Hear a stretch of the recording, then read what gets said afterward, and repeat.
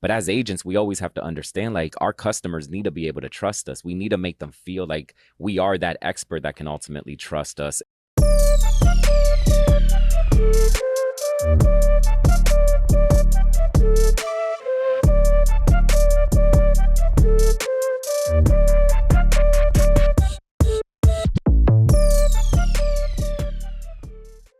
All right, good morning. Welcome to another Real Estate First Friday. My name is Matthew Hodge, Executive Vice President here at LPT Realty, joined by my co-EVP, Luis Fermin.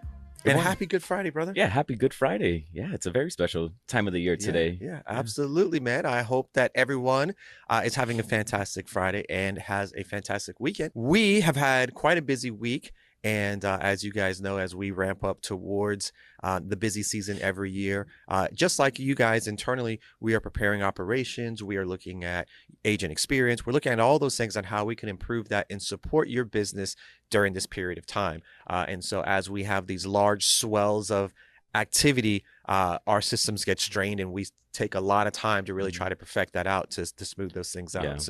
Our week has been full with that. But Today, we have a very special guest for Real Estate First Friday. I'm wearing this shirt that you may see LPTA. And as you guys know, we do have our luxury brand. So Aperture, which is our luxury brand. So you've got LPTA as our parent company. You've got LPT Realty, which most people sit in. And then you've got a small group of agents in key markets that are focused on ultra luxury price points.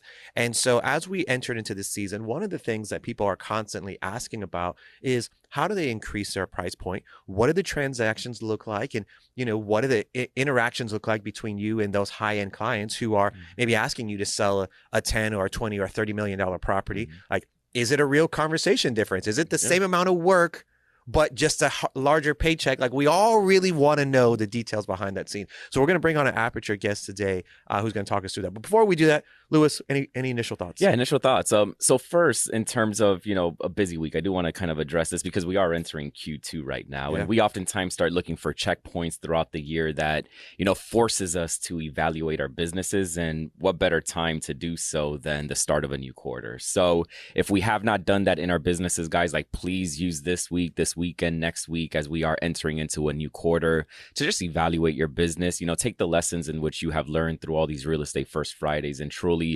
apply them into your business or figure out what's working, what's not, and what, maybe traps have been incorporated inside your business that needs fixing. But yeah, we're excited to have Martha here today. Martha runs an amazing business, and it's going to be exciting when she shares her story of some of her statistics for some of you that may not know. But I think one of the things that we're going to learn here today is we oftentimes get, in this thought process of what does it mean to deal with luxury consumers? How different is it? It must be very different. It must be very scary. And the reality is there's so much similarities. There's a lot of principles that also apply at every price point that maintain itself consistent no matter what price point that you're in. So I think we're going to unpack a lot here today with Martha. Yeah, absolutely. Absolutely. Okay, so let's go ahead and bring her in. Good morning, Martha. How are you? Good morning. I'm great. Did an airport trip this morning, which is an hour away, and was a little nervous I wasn't going to make it back in time. I called you this morning, went straight to voicemail. I said, she must be in the Canyon. So I know that you were in an area where you weren't getting reception. All good. So we are experts at being kind of like sliding in at the last minute. So we appreciate you taking your very valuable time to be with us today. And so for those who do not know, Martha Johnson is in Yellowstone, or in Montana, Big Sky, Montana, and serves a very high-end clientele. So just to give you some quick stats, I believe your average price point is about 10 million plus. And in 2025, maybe a little bit higher, maybe a little lower. Yeah, it ebbs and flows around 10.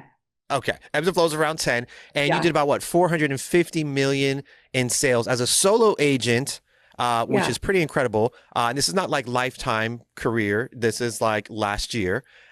So just want to kind of preference what we are going to be, the level of expertise we're going to be talking through today. And so she is with our Aperture brand, and incredibly honored to have her with us. She brings such just amazing professionalism and such amazing clientele. And so with that being said, we are so thankful for you being with us this morning. All right, so we're going to jump right in. Are you ready? Are you prepared? Not at all. call. Let's do this. Right. I'm looking forward to it. And yeah, like I said, I'm a little rattled, but no, let's do it. And I'm really honored to be here. And I look forward to the conversation because I do think that it's, I think there's so many similarities in the client. And if you want me to just jump in, I will. Yeah, I mean, I guess let's start off with, were you always selling luxury price point? Did you work your way up there? Like, what did that journey look like as you kind of started real estate until the point where you are today? I think if I'm honest with myself and I reflect back 25, 30 years ago, when I got into the business, I thought, oh, I'm going to have kids, so this will be really flexible. And that was the biggest mistake I ever had. And I should have known it because I'm not wired that way. When an opportunity arises, I want to be prepared. So we'll talk about that. There's a lot of work involved in that. But Big Sky's a resort town. So I'm looking, well, it's socked in, but there's ski mountains right here. And so that being said, this is a want, not a need. So it does change the criteria of the mentality that people have coming in and buying real estate. But it is, I would say, it's all luxury. Whether it's in the couple 100,000 price point or the tens of millions price points, it's someone, I view it as someone is entrusting their hard-earned dollar with me. And I'm going to take that very seriously and make sure we comb the market, what's available, what's not, use all of our resources to get them what they want. So just my zip code alone puts me in an oddly unique place. I heard you say something very important, and I don't think I've quite heard it in that fashion, but like whether it's $100,000 home or $100 million home, to the consumer, it's luxury for them. It's a very important decision in their livelihoods in which we're representing them on. And, we don't want to not represent a customer in the same way just because the price point is different. Some of us on this call, we do have a diversified spectrum of customers. And one thing that we do not want to do is, we're dealing with a $600,000 home and we're like, hey, I'm going to pour in everything. I'm going to give all my skill sets. I'm going to maximize this opportunity. But then when the 300 comes around, half the price point, I'm not going to give it my all, and I'm not going to represent that customer the same. And that $300,000 customer didn't trust us with a very important decision for their livelihoods, for their families, for their kids, for their spouses. And we should be there the same way because, again, to that person's eyes, it is luxury to them. Yeah. And I would say I have not really ever seen someone progress in their career, assuming that increasing their price point is the direction that they want to go, or even just more clients that think about it that way. Like, hey, it's only a $200,000 house, so I'm just going to give the subpar service. Like, I've never seen that person grow. It's the person who puts it on the line every single time, regardless of the commission associated with it. Those are the people who ultimately end up growing their careers because they take that, like you said, that trust and that onus very, very seriously, and they perform at the highest level. With that being said, Martha, I like that you think about it that way. So just kind of where you are in a place where, you're at a higher price point because, the way that the economy has kind of driven around, Big Sky, and it's a tourism place, as you say.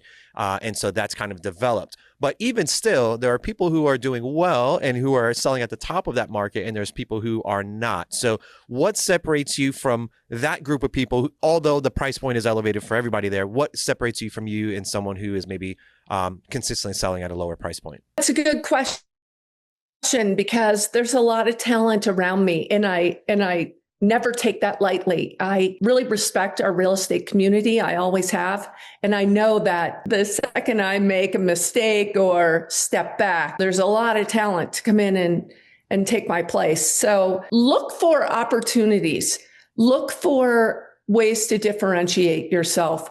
For me, I think back when it started, the way real estate market is in Big Sky, there's the obvious ski in, ski out mountain real estate, but then there's some real estate on the South Side. And gentlemen, you've been there. the Spanish Peaks Mountain Club, the town center. I was deeply involved in the development of the town center, the grid, the water, sewer, just everything to get it going. And did I know how to do that? No. But I sure jumped in and went to every meeting, went to every water and sewer meeting, and just learned how to be a trusted advisor and a resource they couldn't work without. And I wake up pretty positive, and I think that's kind of my secret sauce is, you can just get the snot kicked out of you the day before, the weeks before, but we keep getting up. I think we're all kind of wired that way. We're all optimists in this world, but where we wake up with a smile on our face and just dust ourselves off and get after it again.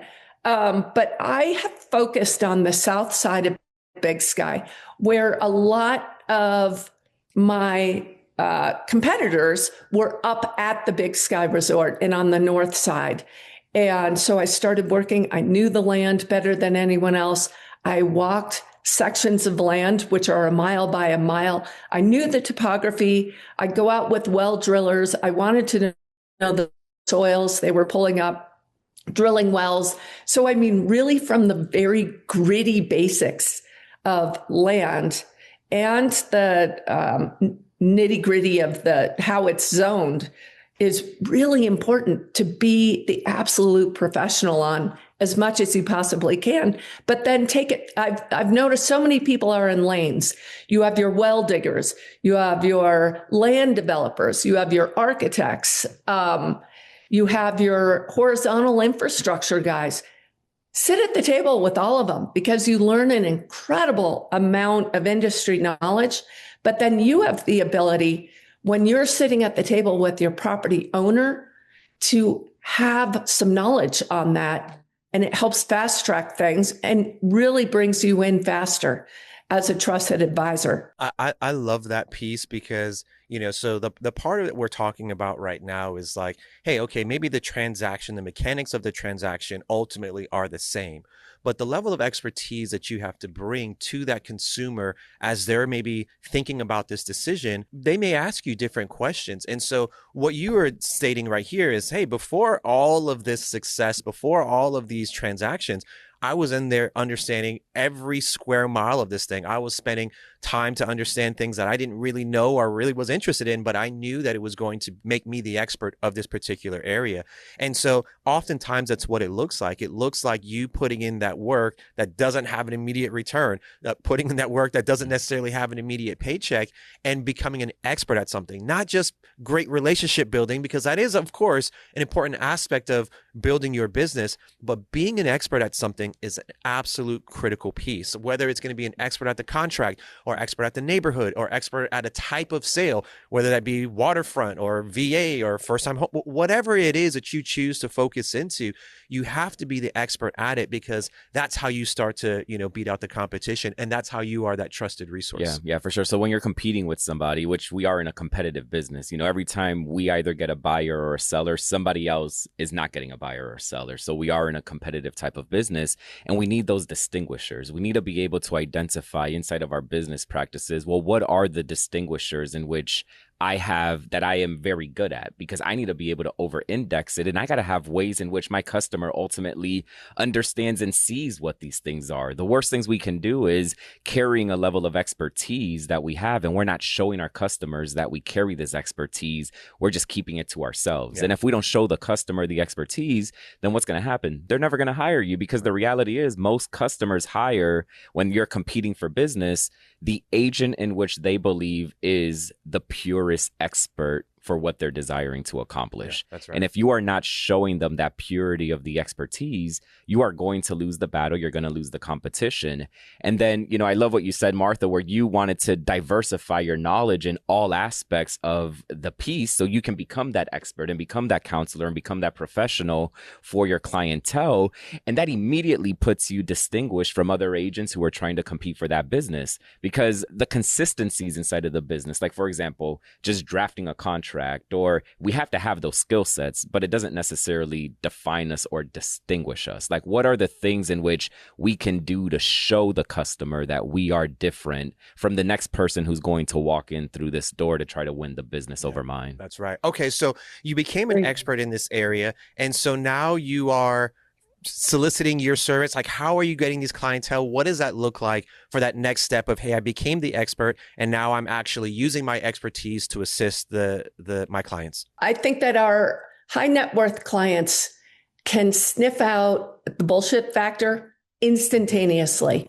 Oh, yeah. And you have a very short amount of time with them because they're making their gazillions. And I would have months long conversations, and typically on Sundays, with clients, really drilling down what it is they wanted before they got here. So we would do so much upfront work that I knew what they were going to buy, even if they didn't. Even if they were saying they're looking at this, I knew they were going to be over here. So you've got to have your quiver and be ready to pivot anytime mid-showing, because they'll come in and say, in Montana, everybody thinks everything's still going to be a deal. So they get here and they go, well, I have $5 million to spend. And really, that's what it's getting me. And I hate to say that, but that's the truth. And so you have to be ready to pivot and go to the 10, 15, $20 million properties with some grace and say, I understand what you're saying. There are a few properties I think you should see that would better check every box we've been discussing for months. But the upfront prep work with the client, whether it's an email, typically with these guys, it's Sundays. And as all of us know, we all work 24/7, and my week accelerates Thursday. Tuesday, Wednesday are when I can catch up on a lot of things, but we're out in the trenches showing. But all the upfront prep work makes, first of all, it validates you as the expert in the marketplace. When they're with you, I have a whole bunch of tricks. I have printed itineraries of everything we're going to see. I actually keep my own file of my potential pivot properties, which I'm generally spot on of where they're going to go, just because of how many upfront conversations we've had. And so printed itineraries with all the brochures in the back. We've gone through, we've opened up every property, lights on, shoveled decks. I have the muck boots in the back of the G-Wagon. It's kind of, you have the facade of how you dress and how you present yourself to your client. But I mean, we could get stuck in the snow. We've been stuck in driveways. We've had to pull other people out. My clients have gone off in shoulders. We keep tow straps in the back of our trucks. So, it's like the Swiss Army knife of showing real estate. We have to be ready for anything. But when you are, you have to absolutely be so prepared on every single property, but your delivery can't come across as a Wikipedia know-it-all. It's got to remain that warmth, that conversation, that, that's a good question. I've done a little work on it, and here's the facts on it. If they have something you can't answer, you cannot push through it. You say, that's a great point. Let me get in touch with my team. We'll have an answer shortly for you. But really, well depths, gallons per water, what type of systems are in homes, to if they're being sold furnished, who are the artists in the artwork? What are the bed linen counts? Because you typically have both sides of a relationship coming at you, and there's an immense amount of information you need to be prepared to know. But if you don't, you lose your credibility because they're going to find someone who does. So it's really important to know absolutely everything you possibly can. And then you're the private chefs, who are the housekeepers, the property managers, Who takes care of kids?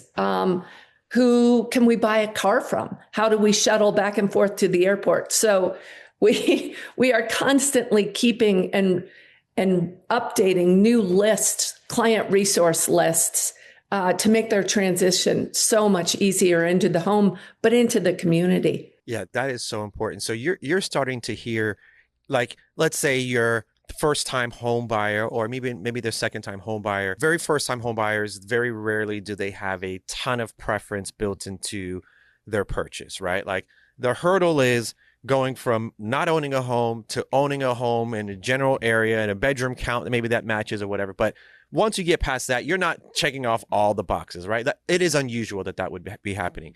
And then maybe they sell that first house and they get to their second house. And because of the equity they've got, and maybe they're doing a little bit better in life, maybe they've got the ability to add a little bit more preference to the next home. Oh, well, the next house that we have, I want to make sure that we've got the pool. I want to make sure I've got the so they can add a couple more things to the box. But when you start getting all the way up to the scale where someone's purchasing a $10 or $15 million property for fun, then everything is preference. And so to your point, if everything is a preference, those opinions are sometimes hard to navigate, particularly in a husband and wife dynamic where maybe different things are important to them and maybe they're trying to accomplish different things. And so with that being said, what I'm hearing you say through this process is that because you're an expert at this and you have to know all this information, you can then speak to each side of their preference accurately. And if you can't, then you've got a response that says, hey, let me get this information back to you, and you follow up in a timely manner. And that allows you to stay the guided resource, because again, you said things that were not attached to the actual real estate transaction, like where do I buy a car? How do I get to the airport? Where are the restaurant? All of those things we may not necessarily have to answer at your first time home buyer type scenario. But again, as you get to these higher price points and you want to be the resource to that person, those are the type of expertise and knowledge you're going to have to bring to the table. Yeah. And it's a building skill, right? Because if we are, introduced to this business working more predominantly with first time home buyers, even though, that level of preference doesn't exist in their decision making, the concept of them hiring you through the lens of trust also still does. It doesn't matter what price point you are in, your customer needs to be able to trust you. For that first time home buyer, maybe they've been spending months and months and months to finally save money for that down payment, for the cash to close, and they are wanting to hire the expert that is going to allow them or feel that they are okay with spending that hard earned cash to buy their very first home, and that they will be okay when they enter into this first home. At different price points, that level of trust can look in different ways. But as agents, we always have to understand, like, our customers need to be able to trust us. We need to make them feel like we are that expert that can ultimately trust us. And I saw a question in the chat, like, how do we build, show our expertise to strangers? Well, one of the easiest way to do so is to not talk in generalities. We can say, hey, the market is hot.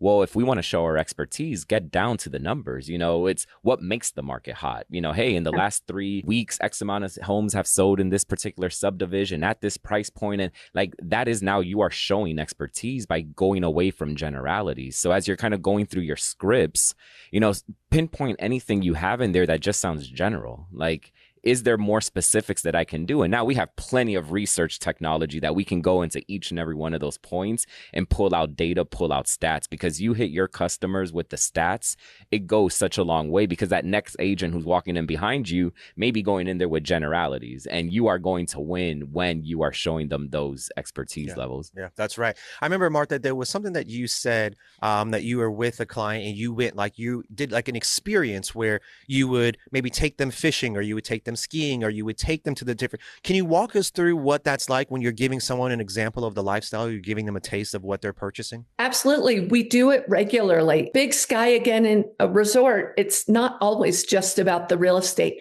or the real estate might be the end goal. But if they all don't enjoy the community that we're in, we're not going to make a sale. My son, Charlie, will take, let's say, I'm speaking in generalities, the father and the sons up the tram and skiing the chutes off the top of the peak. I will take maybe the wife and the daughter who don't want to do that So I'm going to take them snowshoeing for the first time. I'm going to take them Nordic skiing for the first time. Take them down into the town center and show them around the town and what's going on. Fly fishing. We've had a very light snow winter, although we've got almost a foot of snow outside right now, but we've had a very light snow winter. So how do you pivot to keep your clients here? We take them fly fishing. So we take them down to the fly shop and tell them to wear their ski outfits and throw some waders on them and put a fly rod in their hand. Even if it's for 30 minutes, it's an experience they've never had, or they've never done it in the wintertime. And with the warm kind of air that we've had, the trout are hungry and waking up. And so they're catching fish. And it's just a really fun, meaningful, memory-making experience that has them bonding more and more with Big Sky. It's not just about the ski area or the nice restaurants or the clubhouses. There's so much more. You have that conversation with your clients. I always say, in a perfect world, what's your day look like? What are you waking up and doing? 9 times out of 10, the husband's hard charging. He's been waiting at the chairlifts open for a half an hour. And the wife is like, I don't operate at that intensity, or it's vice versa. So we go, you're first and foremost in Big Sky to ski. Let's get you skiing, and I'm going to take you and we're going to do something new because they're athletic. Generally, they're always athletic. Let's go snowshoe and let's listen, we have a dog. Can we bring the dog? And they love it. And it takes the whole crackling, suspicious, crazy buying real estate experience and humanizes it to where they get really excited and they start to not only get excited about purchasing, but they lean in and view you as a human versus just someone who's a tour guide taking you through all these amazing properties. And that's really where the magic happens. And you can turn the relationship into something that's not just transactional. I love that piece. I love that question. In a perfect day, how do you spend your day? Like, what does a good day look like for you? I think that gives you so many nuggets about what they are trying to accomplish from the lifestyle, and then fitting that into the areas and how they can then, connect with the land or connect with that experience through what their perfect day looks like. That is certainly a pro tip question right there. Okay, so we're about at time, but I have a kind of a final question for you.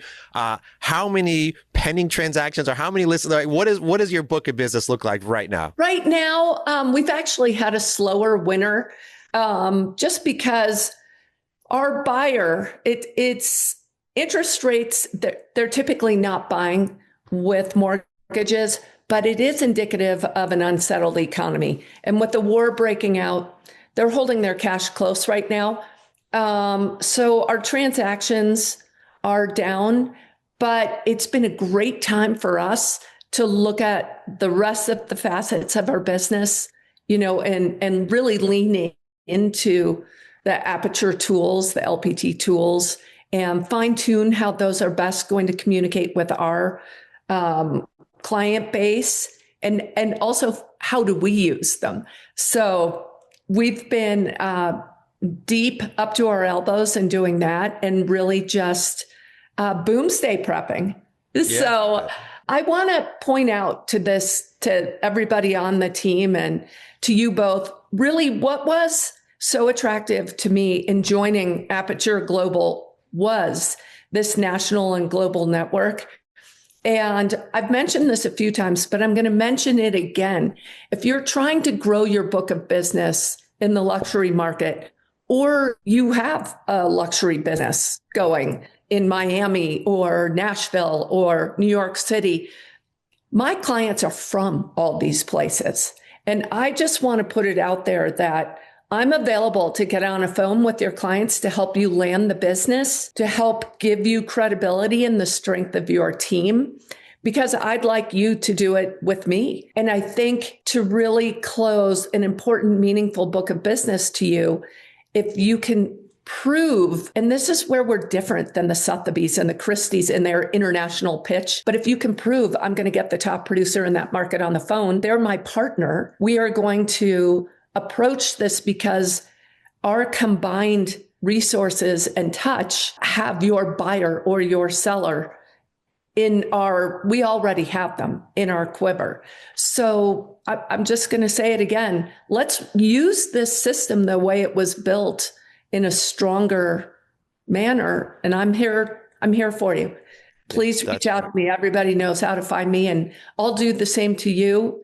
I have done it on some properties in Florida, and it's really, really impactful when your client says, well, let's get on a call, and you talk to them for 5 minutes and say, well, I'm dialing in my partner in Big Sky, Montana. We're a melting pot here. Our clients come in from all over the country and all over the world, and let's do this together.